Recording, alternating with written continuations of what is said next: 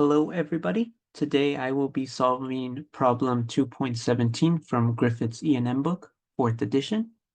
So the problem states an infinite plane slab of thickness 2D carries a uniform volume charge density rho.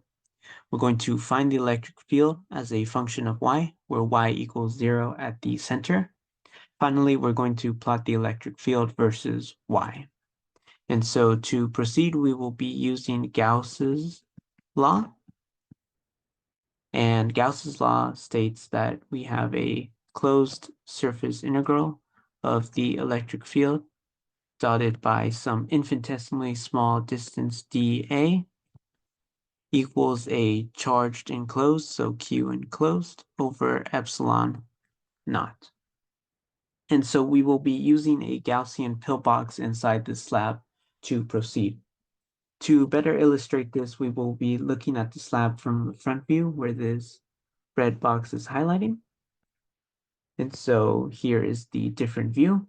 Here we have the ZY plane with the X plane pointing towards us. So to note, the slab is from negative D to D, which is the width of the slab 2D. And for the pillbox, we go from 0 to some distance y here, and again 0 to some distance negative y. So overall, the length of the pillbox is 2y.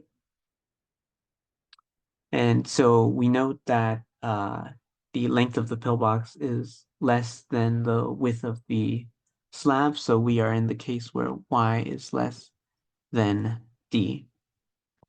So we can view this problem as initially one infinite plane in the xz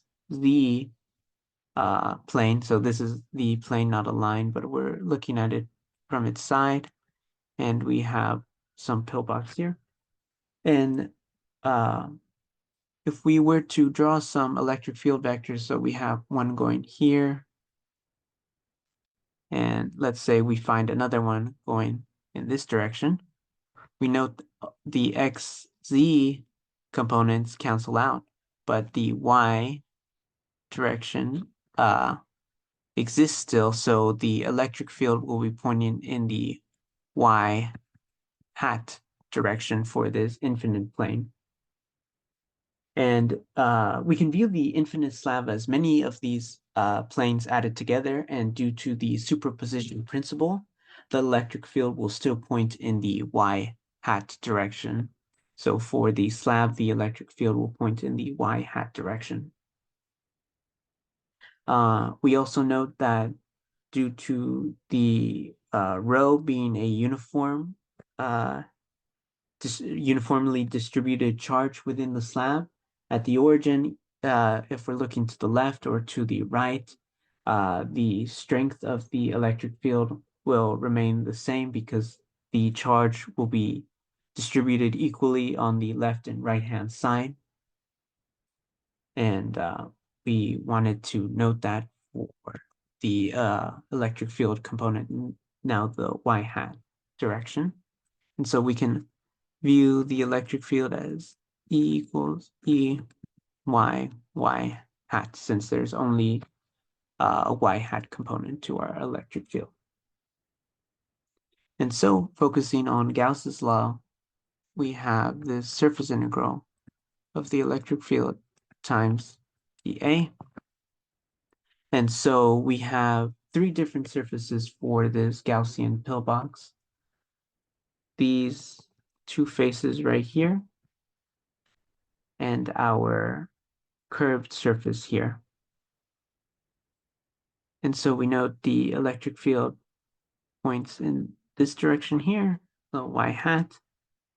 Our electric field will point in the negative y hat direction. We can also write it as this y and then y hat. And again, on this curved surface, it'll still point in the y hat direction. And so our differential areas, though, will be pointing here for this curved surface dA up, and then it'll follow dA and dA. And so we see here that when we do the dot product, we can separate this integral into 3 different integrals for each surface. So when we do the dot product, only these 2 faces will remain because they point in the same y hat direction. And for the curved surface, we know that since dA and the electric field point in different directions, it will be 0 for the dot product. So we can view this as 2 separate integrals, one for the face on the left times dA y hat, negative dA y hat, and plus for the face on the right would be E y dotted with d a y hat. And so for both integrals, this would equal E times the area of the face, so plus E and then A.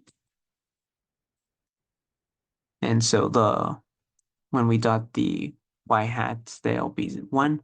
And so this integral will now equal E times 2A, will be the left-hand side of our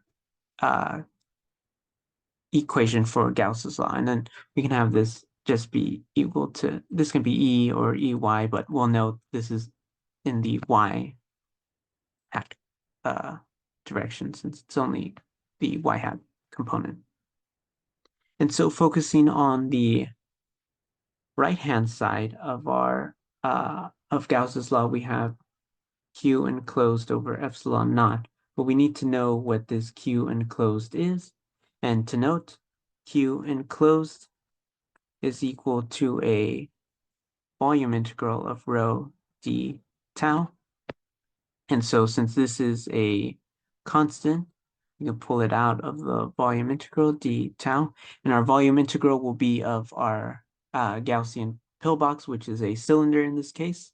So for a cylinder, the volume is equal to the area of the faces on the left and right times the length of the cylinder, which we noted was 2y.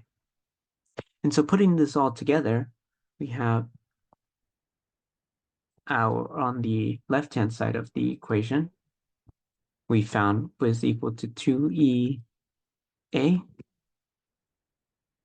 and the Q enclosed over epsilon naught is equal to rho times A times 2y, and equating these 2 things we are missing that, epsilon naught. So equating these 2 things, we have 2EA equals rho times A y epsilon naught. And so these 2 cancel out.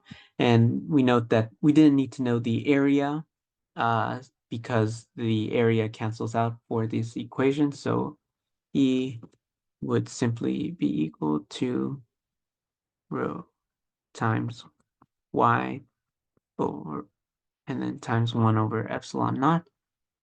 And so this is for the y component, but like we said before, there is no x or z component in the electric field.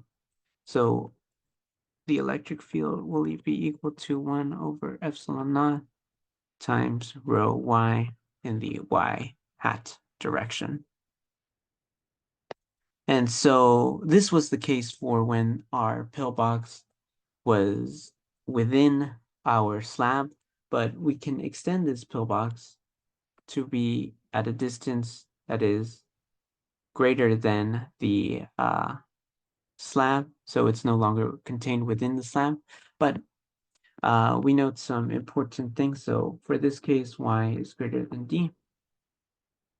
So on the left-hand side of our equation, once again, our finding is this, but it will be equal to the exact same as we found above, because again, our areas of these circular surfaces has not changed, only our length has changed, and the electric field will still be pointing in the y hat direction. So we still have this on the left-hand side. But for the right-hand side, Q enclosed, no matter how far we stretch this pillbox to be, the charge only exists within the slab, so it must begin at D from negative D to D. And so we have a restriction there that no matter how far we extend this pillbox, it needs to the charge needs to begin from the infinite slab. So the volume integral